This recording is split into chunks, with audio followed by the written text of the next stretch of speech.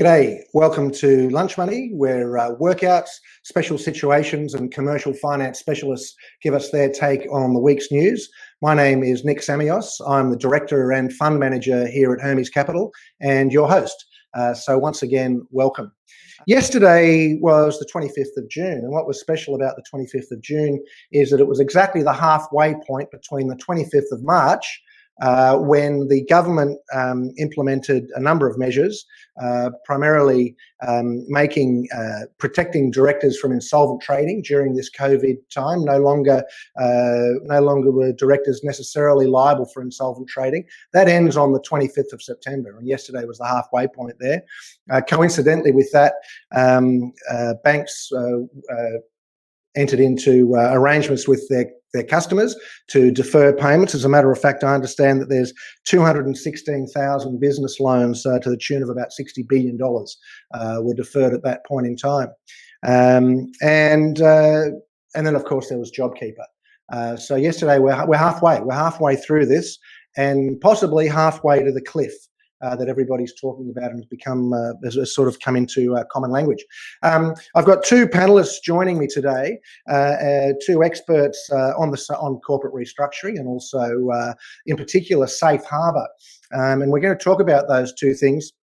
And we're going to talk to them in the context of a couple of other things that have made the news this week, which is Virgin and Qantas. What's fascinating, I think, about Virgin and Qantas, two airlines, same industry obviously, but two different approaches to restructuring. One's a formal restructure, Virgin having sought relief through voluntary administration, sought relief from its creditors and gone through the formal path of appointing Deloitte as voluntary administrators. And Qantas is going down what we might call an informal path. They haven't made any formal appointments. Instead, they've gone to the market to raise some capital, and obviously, very sadly, they're restructuring their workforce as well. People are losing their jobs, which I think comes as a wake-up call to all Australians that this recession we're in is real, and people do lose their jobs. Let's go to our panel. I'm going to start off with Hector West. G'day, Hector. How are you going? Hi, Nick. I'm well. How are you? Fantastic. Hector is a partner with the law firm Hall and Wilcox, and he is our Lunch Money's West Australia representative at the moment. We've still got border controls. People from the east still can't go over west, but we can Zoom and all the rest of it. What keeps you busy in the last week or so, Hector? What do you find yourself mainly doing? Nick, a large number of the things that we've been working on is actually pre-COVID or historical problems that directors and companies had. Generally, it's old tax liabilities or problems they had with lenders pre-COVID.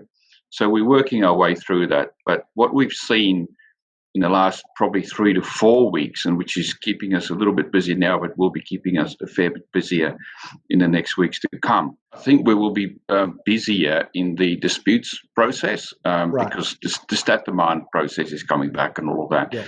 So that's where we head. That's what it looks like where we're heading. Just explain for those who aren't aware of what you mean by the stat demand process coming back. Just sort of give us the non-law, the common speak for what's happened there? Yes. So before 23 March, if there was a mechanism whereby a creditor can serve a document on a debtor which demands payment within 21 days from the date of service. Now, once the debtor receives that document, he either must make the payment or apply to court to have it set aside because of a genuine dispute. Now, pre-23 March, there was a limit on that. It was $2,000.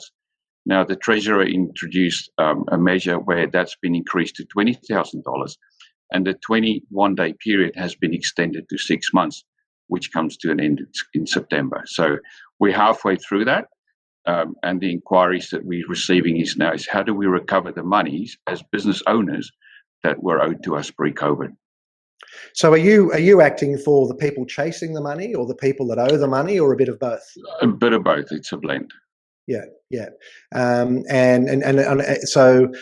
they're getting ready for they're starting to ask you now about what they can do on the 25th of September, or are they asking you what can we do about it right now? Yeah, what we can do now. Yeah, because it's impacting their solvency, their own solvency. Well, now. That's right. That's the problem. It's cash flow, and ideally, a conversation should happen between the debtor and creditor, because you may spend money on solicitors and whatnot, and not recover your money.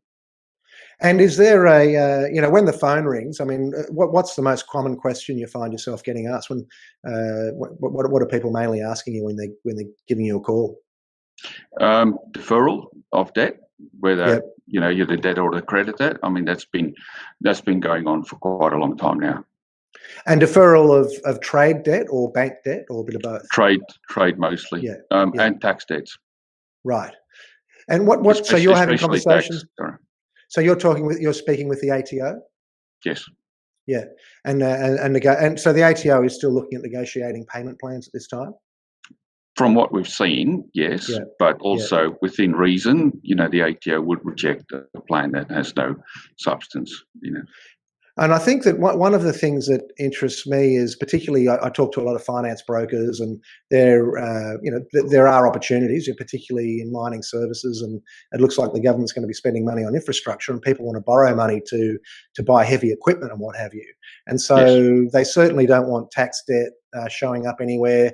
They don't want arrears showing up anywhere. Is that anything that people are speaking to you about specifically? It's important that those debts be cleared, especially if you are applying for finance, and there'd be security interest and all of those things, because the ATO can essentially, with all the powers it has, wipe a company out. Yeah, and that would be of concern for a lender. Yeah. And as I say, you're situated in the lovely WA. Are you finding any special problems that you're having in WA that your colleagues in other parts of the country aren't having, or is it's all the same? Or no, from my discussions with my colleagues over east, it's a universal problem. Yeah, we'll just put you on hold there for a second, Hector, and we'll introduce our next guest. Ginette Muller is joining us from Brisbane. So we've got sunny Queensland. How are you going, Ginette? Very well, thanks.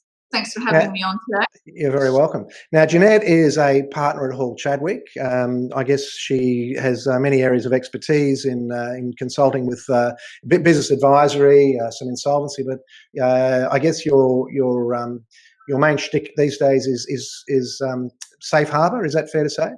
Look, that is fair to say. I still do a little bit of insolvency for in certain circumstances, but of late, what's been keeping me busy is actually continuing to deal with my safe harbour clients. And strangely enough, a couple of them that I had going, that I hadn't played before COVID hit, they might have thought that their future was looking a little bit bleak, but there's silver linings, I suppose. Particularly, they were in mining services and infrastructure, and things have turned around for them. In fact, they've become stronger through this whole process. Right. And we're actually looking at things like properly restructuring them now. So perhaps when we first started, we might have been putting safe harbour in place. Sure, there was a better outcome plan in there to help keep them safe, but now it's look, let's really plan for the future, because it's looking pretty bright for them. Right. So not so avoiding a formal restructure process altogether, you're saying? So totally, yes, that's right. With a couple of my clients, that's exactly right. That's what's keeping me busy. So under the safe harbour protections that are in place, not only are they protected from the insolvent trading regime, which everyone in Australia, of course, is protected from at the moment, thanks to the government's COVID Act. But when that runs out in September, they'll keep going with safe harbour. They haven't missed a beat going through. And what their particular type of safe harbour enables them to do is to restructure as well. So if there's, for example, transfers of assets or anything like that, they'll also be protected in the unlikely event that they go into liquidation or some formal insolvency down the track. All of those types of transactions will be protected. Yeah, I mean, it's interesting. I mean, safe harbour, when it first came in, it met with a fairly lukewarm response, I think would be fair to say, by the insolvency profession. Would you agree with that? Oh, totally. I thought the genius of it was, I mean, as a sort of a student of business turnaround and business, having sort of studied business failure, I mean, and the genius of it is that you don't have to tell everybody that you're in safe harbour. I mean, one of the big problems that insolvency people complain about is, if only I'd got here sooner, I could have done something. But of course, nobody wants to admit they've got problems. And safe harbour allows you to address your problems without having to tell the world. But it also specifically protects directors, doesn't it? It protects chief restructuring officers, that sort of thing. Just want to, in a nutshell, tell us what protections safe harbour gives people? Sure. So it's designed to protect anyone who might get caught up in a collapse and that they were guiding the ship, so to speak. So whether you were involved in it or whether you were a director at the time or even a shadow director at the time, then you might be on the line for insolvent trading. And, you'll be held accountable for that unless you're in unless you've got a very good excuse, you were sick, and there are other defences that are available.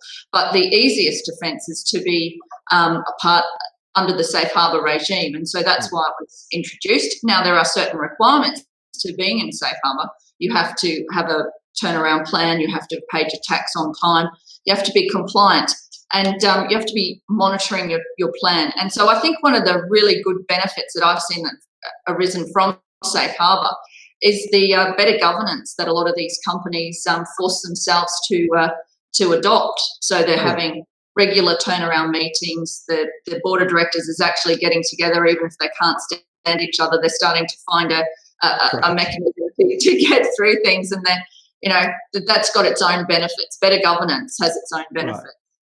I mean, look, I think of it means that, people, say for yourself, for example, someone might say, listen, can you come in and help me, and you say, well, I can have a red hot go at this thing if we put it into safe harbour, and I know that I'm not going to lose my house and, all the wealth that I've accumulated through my life. Whereas before safe harbour, you could be seen as a shadow director, and all of that's at risk, isn't it?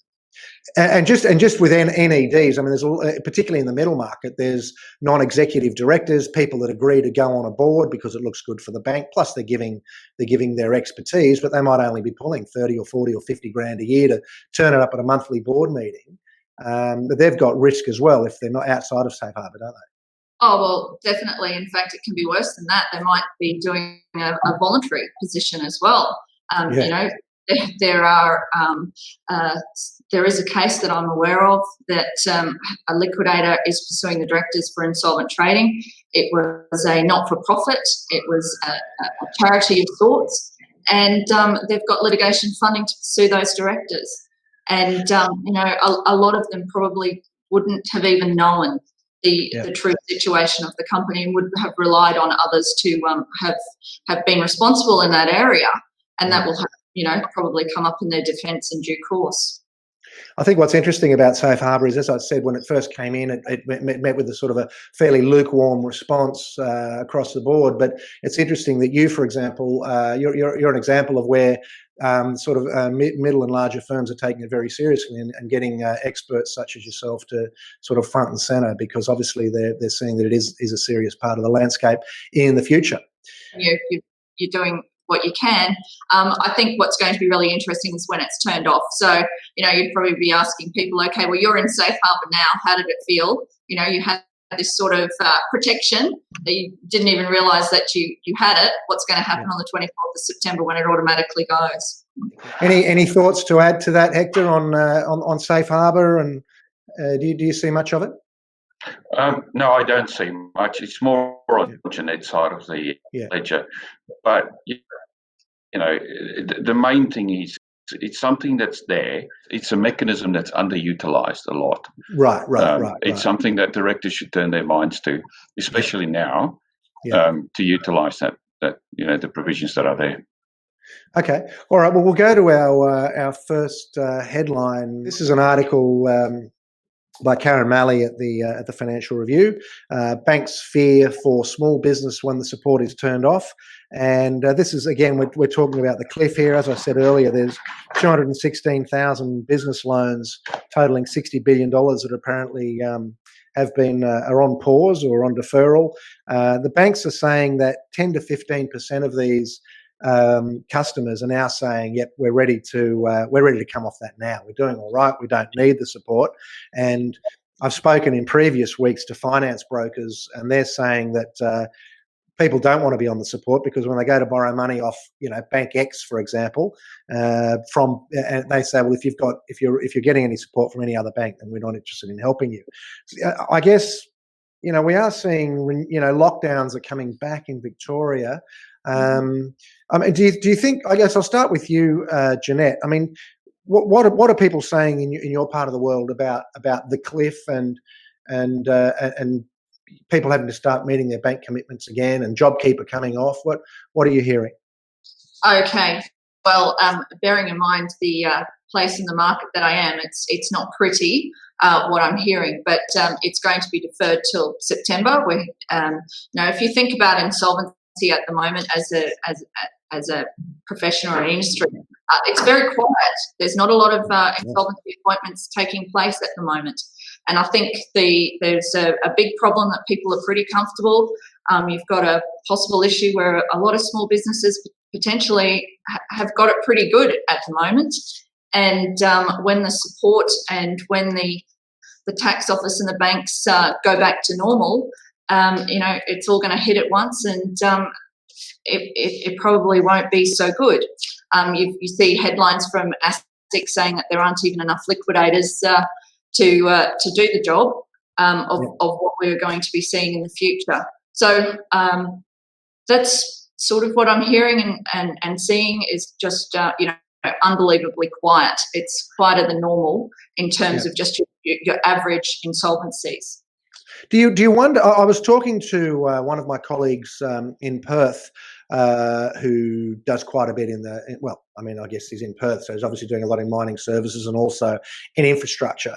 And he believes that when September 25 comes along, you're just going to see a flood of equipment on the market because as soon as people have to start paying for it again, they don't really need it because and I just wonder. I mean, are you, Hector? Are you seeing any of that? And are you hearing people? Obviously, people are coming to you preemptively before September 25, talking about getting their cash flow sorted out and chasing debts. Is anyone saying, "Look, when JobKeeper comes off, I'm going to lay off serious numbers of staff"? Are you getting any sense of that? No.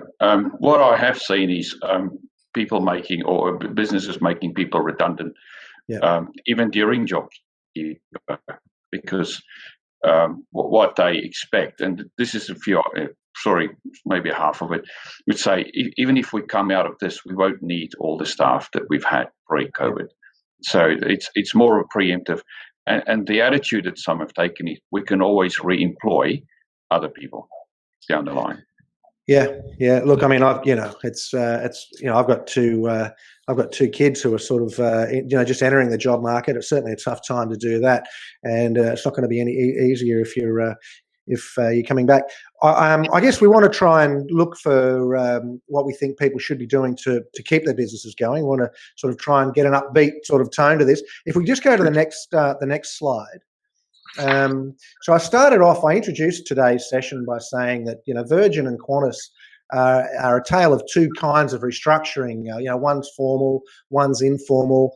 I guess both of them are talking about raising capital. By the time we finish this podcast, for all I know, this story here might be completely and utterly out of date. But this caught my eye. 1 billion of bondholders are looking at trying to effectively get control of the company, converting their debt to equity, and then on the condition that they can convert their debt to equity, they'll introduce some fresh capital, and they don't want the business to be sold.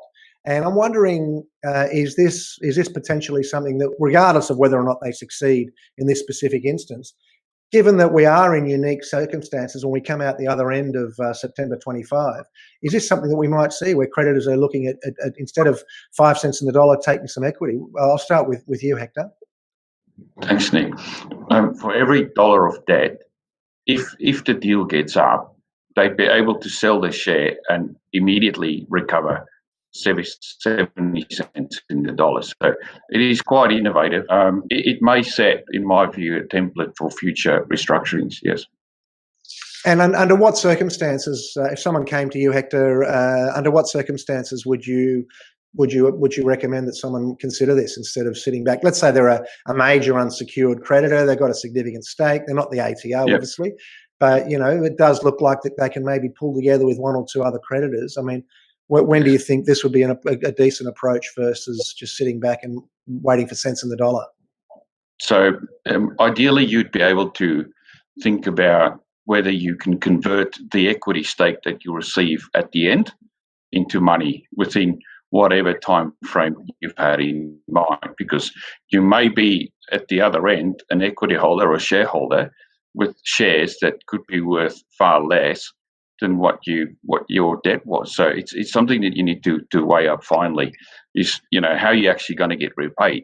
To me, it looks like a mechanism to get at least a large sum of your money much quicker than being a creditor in an administration or some sort of arrangement down the line. Well, I guess, in some circumstances it's a question of do I face a definite wipeout now, or do I maybe get wiped out in 3 years' time, but, I'll take the maybe. What do you think, Ginette? And I mean, if someone came to you and said, look, we're a major creditor, we saw this thing in the paper about the bondholders, they were unsecured. Under what would you be sort of looking for to see whether or not that would be a decent strategy?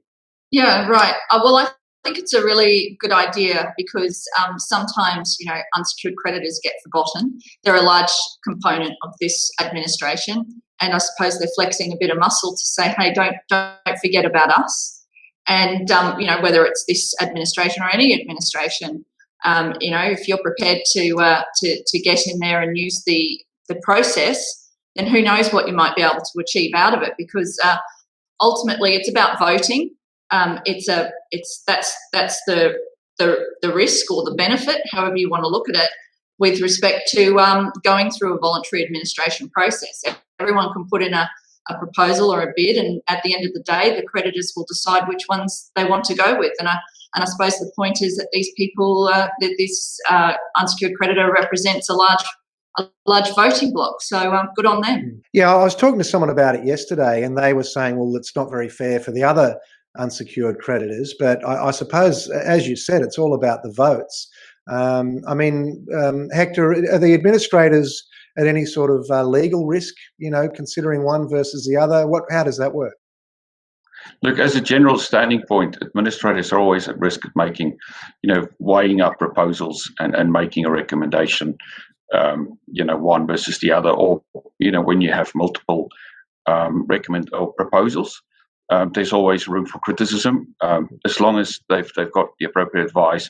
They've done the investigations to the extent that they can, and creditors have all the information necessary to make an informed decision.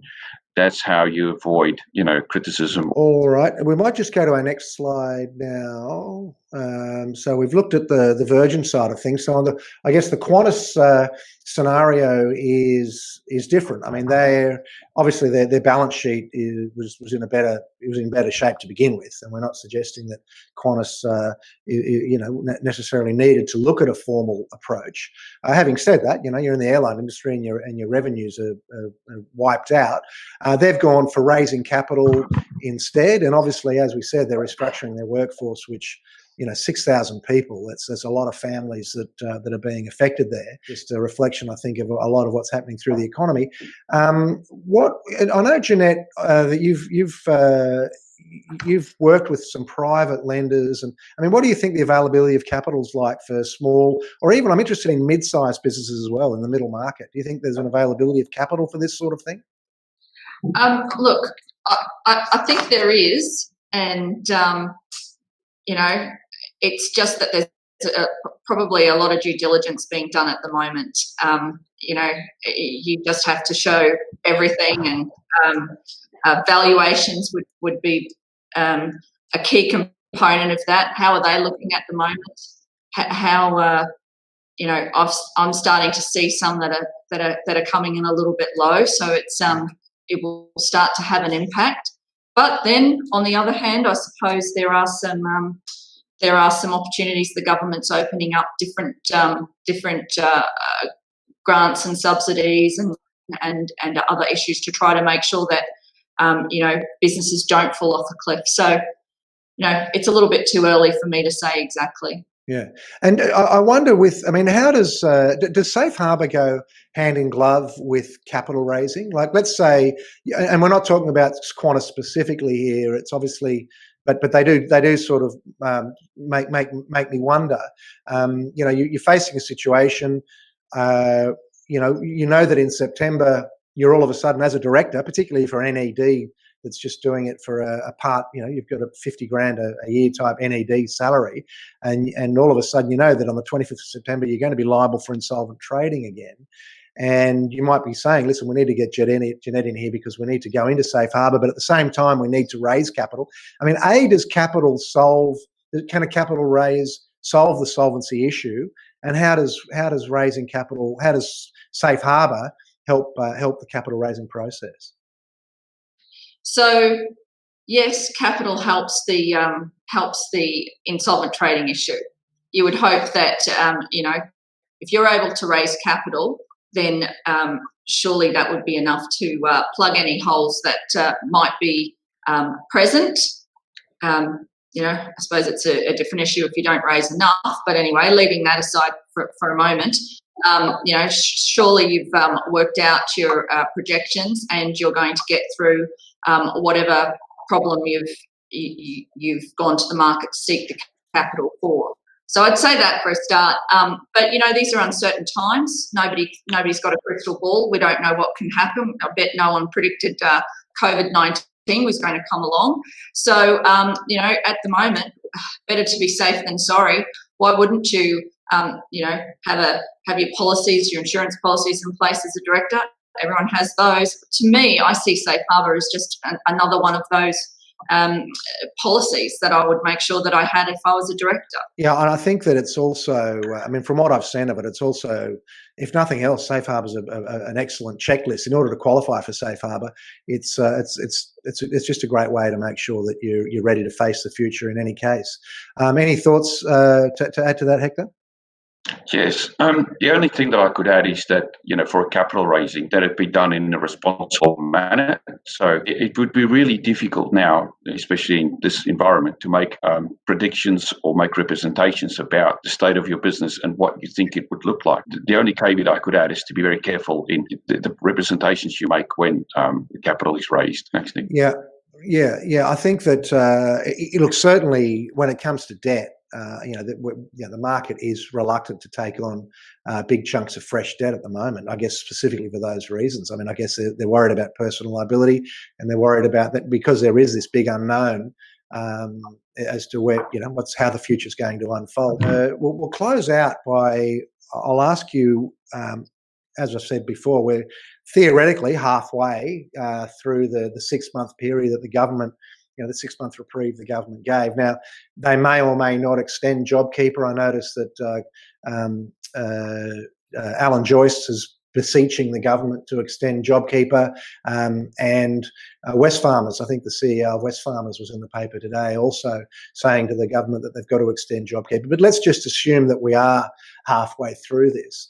If businesses or accountants or businesses are coming to you and saying, look, we're just going to hang in there until September, what's your advice? What sort of advice are you giving them to stay strong, stay creditworthy, and to stay around, I suppose? I'll start with you, Hector. The advice that I would give a client in a scenario, for example, where we talked about earlier, some of them may fall over the cliff, is that if we fall over the cliff, at least it's a soft landing. We have procedures in place like the administration process. We have procedures in place like the Safe Harbour. They should be utilised so that you ensure that there is a soft landing if you get pushed over the cliff, and put all the mechanisms that we have at our disposal to ensure that, at least there is a business going forward. And how much of the inquiry that you get, Hector, is about saving the business versus, say, preserving the personal position of the directors? Because it's one thing, it's one thing to save the business, but it's another thing to make sure that if the business does go down, they're not personally destroyed. Look, at the moment, it's saving the business inquiries. I would suspect that once 25 September comes, that inquiry will change. Yeah, look, I've got a friend in Sydney an insolvency guy in Sydney who says, when it comes to the saving the house or saving the business, save the business because the business will buy you another house. But if you aim to save the house and lose the business, you'll end up losing the house anyway, is one thing that I guess we've all seen too many times. Ginette, what about yourself? What sort of advice are you giving people? Let's say they're breaking even now. They've got a few, the log's not completely hollow yet. They're hanging in there. How are you telling them to get in shape for what's coming? Well, obviously get into safe harbour. Let's get a plan together. Let's work out what the future. Do you planning? What does the future look like? How are we going to get to the other side once everything's over? So it's all about building that plan. Of course, the safe harbour keeps the individual safe, but also being realistic. And if there's got to be some chopping off of bad pieces of the business, then they've got to be removed. The Prime Minister was very keen to mention that these are unprecedented times back in March, and a lot of people have, had to do. Look at their businesses differently, had to make a lot of sacrifices. So, I'd be looking for something from government in the not too distant future, a policy change of some sort to give us all a bit of direction of something a little bit more than the insolvent trading laws being relaxed. Okay, these are going to come back into place because we've all got to have trust in each other to be able to get out into the community and trade again. And by removing those insolvent trading laws, there's, that part's gone a little bit. So maybe when they remove those laws, there might be something else that they can put in place to sort of get people back into business, because this is not, we've certainly got to keep Australia trading and make it worthwhile for the business community to get back out there. And I just hope that, there'll be something that will come to enable people to do that. Actually, you raise a very, very interesting point there, because, as we sit here, we're saying we don't know. We think that in September the safe harbour restrictions come off. We think that JobKeeper stops. We think that the whole thing about the wind-up notices, we don't really know, do we? I mean, there's still a bit of uncertainty as to whether or not the government's going to extend these things. The Prime Minister did say the other day, he made the statement, we can't save every business. And I sort of read into that, he's saying, listen, these things are going to come to an end. But certainly it would probably help if the government did emphatically say, look, either we're extending it or we're not extending it. It would certainly help with business planning, do you think, Hector? Yes, it would assist. But generally my advice would be that, we should not purely rely on support from the government in whichever shape or form, financial legislation or anything like that. We should try and plan to be, independent and stand on our own two legs in a very short space of time. Okay.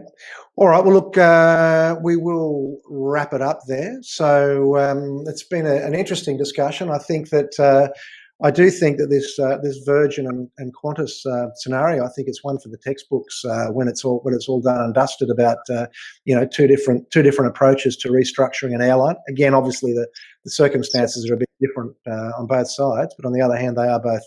They're both Australian airlines, so that's been very interesting. It's been a great talk. I really appreciate what you've informed us with. Hector West from WA, from Hall and Wilcox there, and Ginette Muller from Hall Chadwick in Brisbane. Thank you very, very much for joining us. Thank you to everybody who's watched, and a big shout out to everybody who listens and watches over the weekend as well. So thank you very much. Cheers.